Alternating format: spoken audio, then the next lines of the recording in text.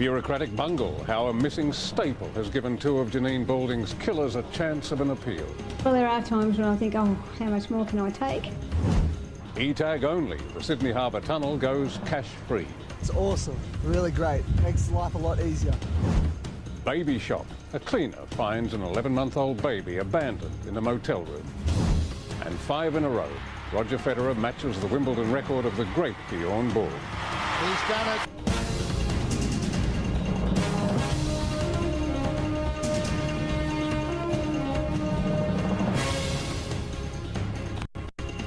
Good evening. Leading the bulletin tonight, the state government's ordered a review of all Supreme Court paperwork after the almost unbelievable revelation that a missing staple has given two notorious killers the chance of early freedom. The mother of Jaynie Balding can't believe that a bureaucratic bungle could allow her daughter's killers to appeal against their life sentences. The nightmare never goes away, so it's not a matter of reliving it. But 19 years after Jaynie Balding's murder, a missing staple is causing her family new grief. Well, there are times when I think, oh, how much more can I take?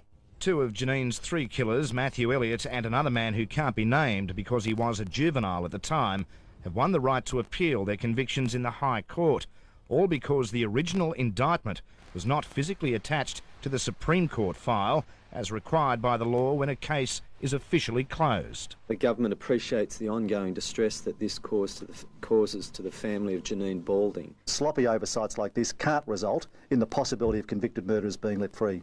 The blunder allows the killers to argue truth in sentencing laws introduced since their conviction in 1990 should not apply to them.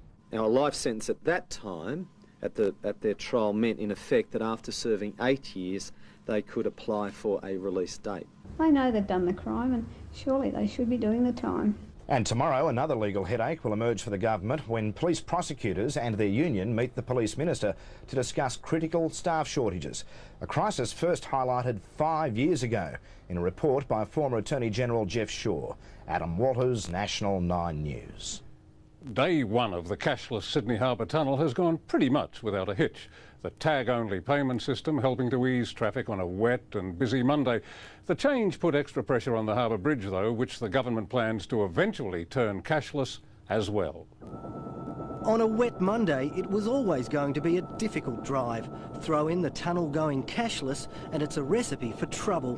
While the new tag-only lanes under the harbour were at times bumper to bumper. Some motorists expressing some confusion, some stopping and starting. Overall, the school holiday test drive went well. Fantastic, got E-tag, so it's all right. It's awesome, really great, makes life a lot easier. As expected, bridge traffic was slightly up.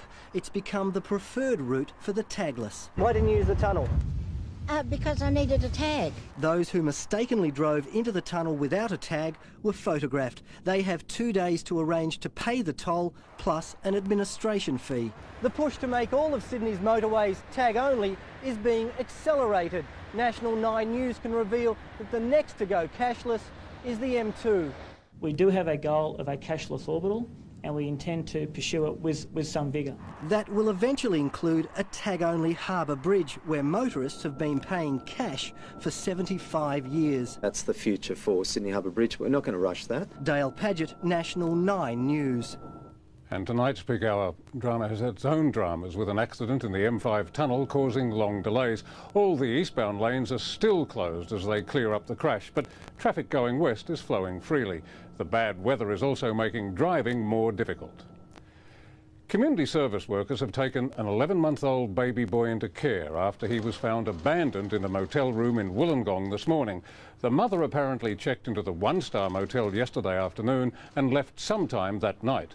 The baby was found by a cleaner at 10 o'clock this morning and was checked by paramedics and given the all clear. The baby was quite healthy, actually. The ambulance, the cleaner actually changed the baby and the ambulance fed him. Police know the mother's identity and are trying to locate her. In a Sydney court today, alarming evidence in the case of a woman who allegedly stabbed her father and sister to death at Revesby last week. She'd been prescribed medication for psychiatric problems, but it's claimed her parents, who were Scientologists, stopped her using it. There was a strong show of support at court today. More than a dozen friends standing by the 25-year-old woman accused of stabbing to death her father and sister with a carving knife. We all want the best for our family member, and we're satisfied that's happened today. The body of the defendant's 15-year-old sister was found inside the family home last Thursday. Her 53-year-old father was killed near the front door. Her critically wounded mother collapsed in the arms of a neighbour, allegedly declaring it wasn't her daughter's fault. She was mentally ill. The accused allegedly told arresting officers, "What have I done? I just butchered my family. I stabbed Dad, Mum and sister. They are all dead." A psychiatric report submitted to court today detailed the accused woman's history of paranoia, anger and hallucinations. It claims she was denied psychiatric medication in the months leading up to the killings because it was against her family's religion, Scientology. The psychiatric report details how antipsychotic medication was prescribed to the accused, but her parents rejected it. Instead, they gave her alternative non-psychiatric medicine that didn't offend them on religious grounds. However, in recent weeks, she resumed the prescribed medication. She's been remanded in custody for immediate mental treatment and ordered to reappear in court on Wednesday. Sean Fewings, National 9 News. Federal police in Brisbane went to court late this afternoon, hoping to extend the time they can hold terror suspect Dr Mohammed Hanif. Simon Boda joins us now from the Brisbane court. And Simon, did the police get what they wanted? Peter, it's not clear yet. The police have been in there for some 2 hours. They arrived just before 4 o'clock. We know they are lodging an application to hold Dr Hanif for the further extended period of time before they begin to question him. Now, all this talk of terrorism clearly has the authorities in overdrive. Peter, we saw clear evidence of that today in South Australia. At Adelaide Airport, there was a real show of force by the Australian Federal Police. We're told it was a routine exercise. Cars were being checked for bombs, explosives, but we're told it was all routine. There is no lift to the security level. But obviously everyone is very much on their toes. Back to you, Peter. There's been a backlash against one of Australia's major airlines, which is refusing refunds to holidaymakers who've cancelled their trips to Bali because of updated terror warnings.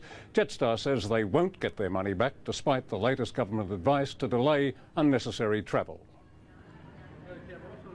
At the moment, we'll continue to operate all of our scheduled services, and obviously it's up to individual consumers to make a choice. Qantas and Jetstar say if the threat level is upgraded to do not travel, they'll review their services. Labor leader Kevin Rudd has floated a radical plan aimed at keeping a lid on soaring rents.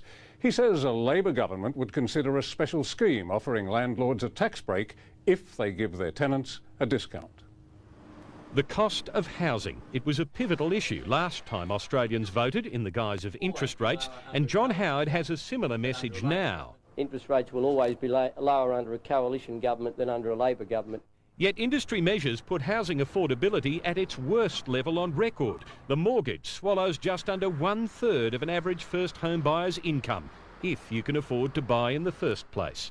This is a national housing affordability crisis. We're asking the states to join the Commonwealth in an audit of all available land. Labor has countered by copying an American system that offers tax credits to investors and non-profit housing groups who charge lower than market rents. To increase the overall stock and therefore bring rentals down. Housing is another area where Kevin Rudd is trying to release policies ahead of the Howard government. Labor has even called its own summit on affordability for later this month. Today it won some applause for its tax measures on rental properties. It is encouraging that Federal Labor is listening to the policy proposals of both industry, community and trade union groups. Tim Lester, National 9 News. The state government has been accused of gouging money from those who need it most by charging pensioners a tax on CountryLink rail services. A year after the start of the unpopular tax, pensioner groups say it's crippling and they're demanding it be abolished. The government's been giving with one hand and taking with the other, offering pensioners 4 free CountryLink rail tickets a year, then charging a 15% tax calculated on the most expensive ticket. Oh, very angry. I consider that they were ripping the pensioners off. Harry Flanagan has MS, but since the tax was introduced in March last year, travelling by train from Singleton to Sydney for treatment now costs almost as much as a plane ticket. Pensioner patronage has plummeted by about 25%. Even so, the government is reaping about $10,000 a day from the tax. The booking fee is actually $52, where the fare is $44. Now that represents about a 120% increase. But the government says pensioners were warned last year the tax was essential to keep services running. Some of that consultation, they even said they would be willing to pay a bit more if it meant keeping their trains. The Department of Transport, Railcorp or CountryLink never consulted with any pensioners. And pensioners are about to be squeezed even further come September when fares across the entire network increased by almost 5%, pushing up the cost of a return ticket by as much as $5. Heidi Cooch, National 9 News. Musician Daniel Johns has been forced to apologise after embarrassing former rocker-turned-politician Pete Garrett and U2 legend Bono. In a radio interview, the Silverchair lead singer said he'd taken drugs with the high-profile pair. Natalie and Peter Garrett and Bono laying on Bono's bed, smoking joints. Garrett's denied it, and Johns later released a statement saying he was only joking, and he felt sick for embarrassing his friends. In the news ahead, the share club craze that's reaping dividends for many. And Boeing unveils its fuel-efficient Dreamliner. The inquest into the cruise ship death of Diane Brimble resumed today, with a passenger giving evidence of how the 8 men of interest made tasteless remarks in the ship's nightclub. Passenger Joanne Turner says they were very arrogant, making lewd comments about women and referring to their weight.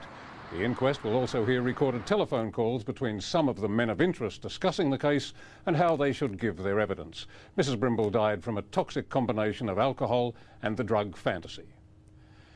The share market may seem like another planet to most of us, but small investors around the country are finding a way to master it and make some big bucks in the process.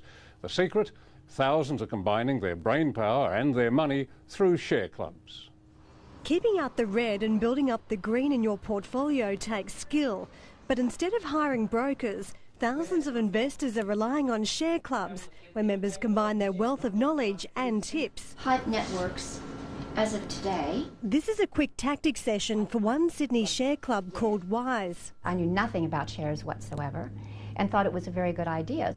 Its members include a financial planner, franchising consultant and real estate agent. So far they're doing better than some professionals. We're making money, and in the last couple of years we've given ourselves a dividend every year of $5,000 each. Lorraine Weir set up 2 share clubs with impressive results. Oh, easily done it. Trebled in some cases. And there have been strong returns for others around the country. It was about $14,000 at the time, and that started to build up, and I built it up to about $1 million now. This is one of the most thrilling games in the country. A win on this big board can make you a fortune, but experts warn that's much easier to do during the boom times. That's one of the big dangers at the moment, is that everyone, whether they have expertise or not out there, is making money in the share market, and that can make you believe you're infallible. We put a small amount of money in as the share group, and nobody's going to lose their house or home if a couple of bad decisions or the share market takes a turn. Karen Cho, National 9 News. A targeted screening test for bowel cancer is a step closer after a major genetic breakthrough. Scientists have found a rogue gene carried by half the population, which increases the risk of developing the cancer by 20%. This will be able to, at the genetic level, tell people that have a greater risk of developing bowel cancer, and then we'll be able to screen for it with the tests we already have. Australia has one of the world's highest bowel cancer rates. Boeing has unveiled its much-anticipated Dreamliner to an audience of thousands. The eco-friendly 787 flies longer distances using 20% less fuel than other aircraft. The 787 design team had a dream to keep the cost affordable, but to bring back the magic of flying. Qantas has ordered 65 Dreamliners, which will be flying by July next year. Now, Ken has sport from Wimbledon, where Roger Federer has joined the tennis immortals. Peter, he's now equalled Bjorn Borg's record. Also, Chris Anderson under pressure at the Roosters. Kane Cleal speaks out over a tackle that's ended his season. And sparks fly in pit lane as an IndyCar race gets ugly.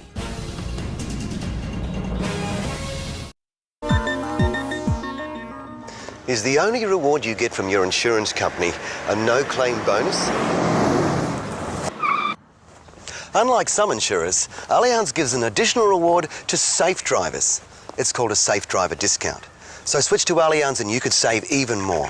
Call Allianz today on 131000 for a quote and more details.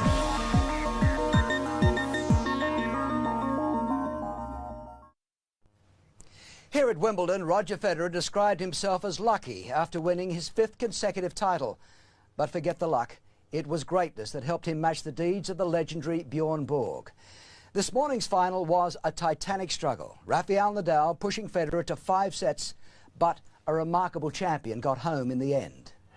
This is the moment Federer ceased being merely great and became a legend of the game. 5 Wimbledons in a row. To a man who respects the tradition of tennis so much, the emotion was overwhelming. A superb effort. A packed centre court welcoming Federer to Wimbledon immortality. To play a champion like Rafael in the finals, of course, it means even more to me, equaling Bjorn as well. So it's... Champions are judged by the calibre of opponent they beat. And in Nadal, he has the supreme rival. Great tennis. After Federer won the first set in a tiebreak, Nadal mustered some magic to level the match. That's amazing. It set the tone for an epic contest, Federer putting his nose in front. Then Nadal came roaring back with a string of blazing ground strokes. Well, the intensity didn't drop off for 4 long hours as the world's top 2 players fought desperately for every point. Yes, great shot. In the 5th set, Federer secured the crucial break. Yes, he's done it. Then, on the court he has owned for so long, wrote his name into history. Well, 7 minutes, Federer. Then followed another memorable moment, Federer coming face to face with a man whose record he'd equalled. We can reveal tonight that player managers are contacting the Sydney Roosters to offer them coaches to replace Chris Anderson next year. National 9 News understands the club has lost patience with the lack of results. But today, skipper Craig Fitzgibbon backed Anderson as the man to drag them out of trouble. The Roosters have never experienced a worse loss to Manly, and it was their 2nd worst loss in the club's 100-year history. Tomorrow they'll go to Kiama to sort through their problems as part of a 3-day camp. The pressure is firmly on coach Chris Anderson, but the skipper says the club should stick by him. He's a dual premiership winning coach, and he's someone the players love, and we I think he's up for the challenge. He's been down tough roads before and got through it. The Roosters are said to be reluctant to sack another coach, but it's my understanding that pretty soon they'll have no choice. That is unless Anderson decides that the modern game has passed him by and he quits the club with a year remaining on his contract. Next year's star recruit Bulldog Mark O'Mealy is bemused by what's happening at his future club. You're feeling pressure watching what the Roosters are doing for next year? I mean, there's a lot of expectation on you now. Yeah, we'll have no comment on that, eh? They look for Roy Asatassi to win them games at South, and they're going to be looking for Oga to win them games, and, he's not that sort of player, so he's going to have a fair bit of pressure on him next year. Mason's teammate Kane Cleal was on the wrong end of this tackle from Ben Ross. Cleal's jaw was smashed, he was concussed and lost a tooth. Ross faces at least a 3-game suspension, 5 if he fights the charges and loses. Cleal's season is over, but he doesn't hold any negative feelings towards Ross. Nothing I can do. There's no point getting upset about it. Danny Weidler, National 9 News. Robbie McEwen has survived a fall to win the opening stage of the Tour de France. The Australian injured his wrist but produced a remarkable sprint to finish in front of the rest of the field. Stage 1 of the Tour was a 203-kilometre ride from London to Canterbury, and McEwen wasn't the only Aussie to run into trouble. Brett Lancaster was brought down by one of the Spanish competitors, and there was no fight back for him. After crashing 21 kilometres from the finish, McEwen's final burst was totally unexpected, but the 35-year-old roared to the front with the finish line in sight. For the Aussie veteran, his 12th stage win overall was one of the best. At the end, I just seemed to find my way. I stayed out of the wind and I thought, well, I got absolutely nothing to lose, and I just gave it everything from 200. Aussie Will Power has survived an incident-filled Toronto Champ Car race. Everywhere you looked, someone was hitting a wall or another car, and then a shower made the race even more hazardous. Power's win puts him second on the championship table. In a separate IndyCar race, 2 teams lost the plot in pit lane. The drivers had their issues, but not as much as their backup men. It started with Sam Hornish and Tony Kanaan, and now there's fists flying everywhere. In hellish humidity, the Socceroos have survived a nervous debut in the Asian Cup thanks to Mark Schwarzer and Tim Cahill. Schwarzer saved on numerous occasions against Oman. Then Cahill scored the equaliser in injury time for the Socceroos to escape with a 1-1 draw. When you've got players losing 4.5, 5 kilos, it's very difficult. Clinton Fletcher, National 9 News. Peter, last day at the ground, and I can tell you it was an absolute privilege to watch that men's final, but I'm counting the hours to take off. Can't wait. After the break, the ComSec Finance Report and Jaynie with the weather. In finance, BHP Billiton gained 3% to finish at an all-time high, taking the Australian worth to $200 billion, and oil touched prices not seen since this time last year. On the markets, IAG's reportedly looking to buy a stake in a large Indian insurance firm. Stocks finished the day at yet another fresh record high, the All Ords up 46 points. Our dollar stronger, buying 85.9 US cents. Weather now with Jaynie, and how long is this rain going to hang around? A few more days, Peter, but nothing as heavy as what we just saw. Good evening. Now, the city received 71 millimetres in 24 hours, which is just over 2/3 of our July monthly rain. Only 5 millimetres widespread over Warragamba, but maybe a slight top-up by tomorrow. Right now, there are still some decent showers about, but they will continue tonight. Not likely to get the storms or hail that we saw overnight and this morning. And with the winds in from the south and strongest gusts to almost 80 kilometres an hour, temperatures were down again today. 16 degrees for most suburbs. It's now 14 in the city. The low responsible for this wild weather is set to move further out to sea, so showers tonight for the coast and ranges and some light snow over the alpine areas. Much the same tomorrow with those showers over the eastern regions. Southerly winds will be fresher along the coast. Now, we do have a weak front moving towards South Australia that will bring some late showers to Adelaide, a rain-free Tuesday for remaining capitals, frost for Canberra and early fog in Melbourne. Sydney, a few showers tomorrow. We could get bursts of heavier rain closer to the coast, 2-metre swells, but potentially dangerous conditions towards the end of the week. It will be a cold night for the mountains, down to 3 degrees and a top of 14 to 16 degrees across most of Sydney, with fresher southerly winds towards the coast. A couple of coastal showers hanging around on Wednesday, a top of 16 degrees in the city, but staying fine and cool for Thursday and Friday. Those showers could make a comeback for the weekend. Peter, we'll keep you posted. Jaynie, thank you very much. And that's National 9 News for this Monday. I'm Peter Harvey. Good night.